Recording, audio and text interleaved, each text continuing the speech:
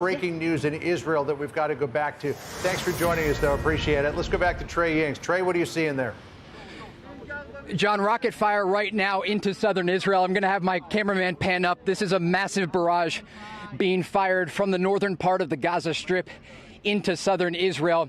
You are likely to see some of these interception rounds get fired off depending on how high and at what angle these rockets are being fired.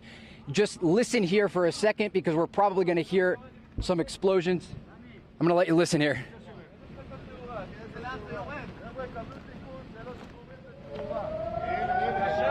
More sirens going off right now in southern Israel. And you can see that rockets are being fired from the northern part of the Gaza Strip. Still, this is earlier than the barrage that we talked about could happen from Islamic Jihad at 9. I'm going to have my cameraman pan back up. This is the scene that Israel has been dealing with over the past 24 hours.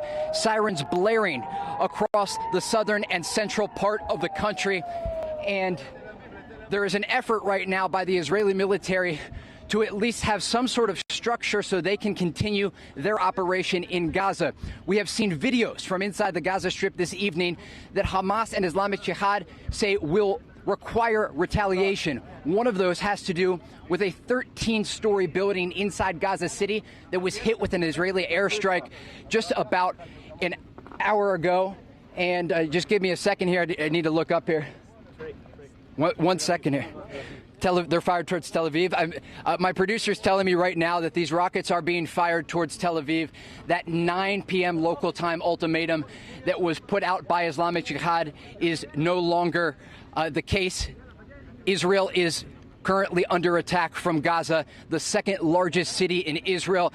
Tel Aviv, I can give you a little bit of context about this city. This is a place that is often referred to as a European city. It's got a big beach and a young population.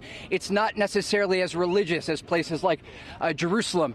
And it's a city that often stays away from the politics and the conflict. We understand that right now it is under attack from these rockets, and Tel Aviv has sirens blaring, according to my producer that I'm talking to right now. I just want to have my cameraman pan to the skyline here so you can see off in the distance. Those smokestacks that you see are basically the dividing line between Israel and Gaza. When you think about the border and how close these two areas are, we are talking about just a matter of feet.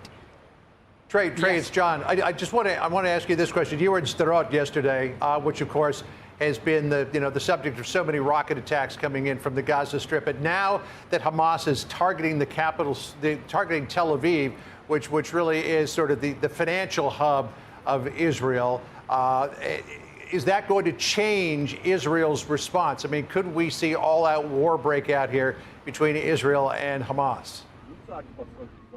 Yes, these are the types of actions by groups inside Gaza that lead to war.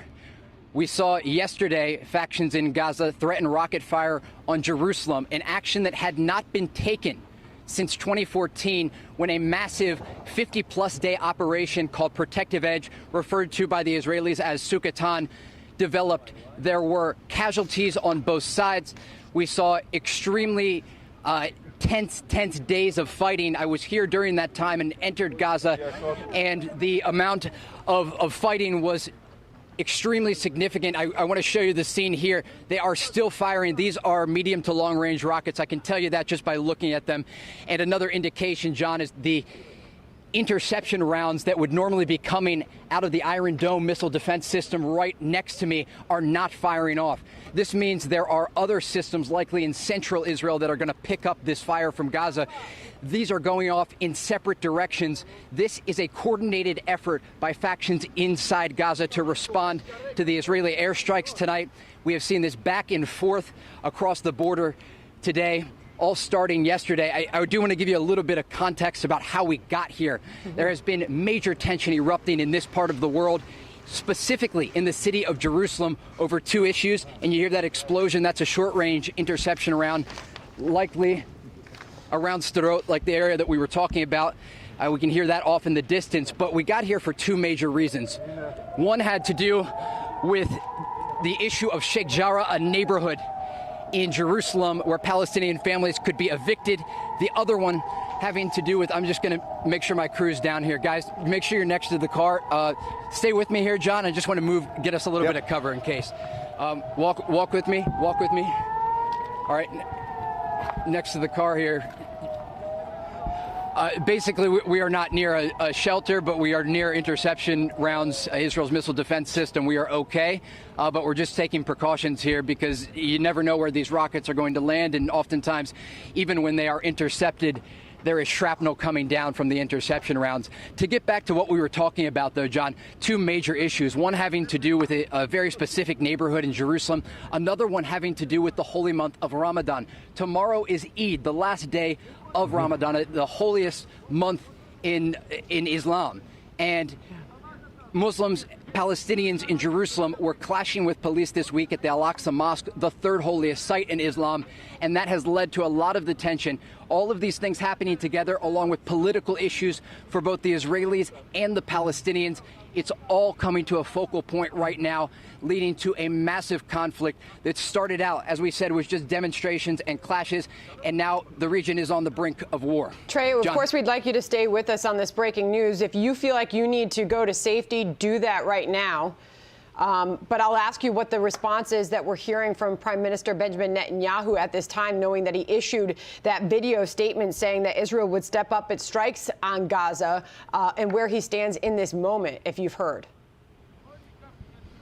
Earlier today, Israeli Prime Minister Benjamin Netanyahu made a statement to the Israeli people. He was really addressing the population here, saying that if this rocket fire continues, there will be a severe Israeli response.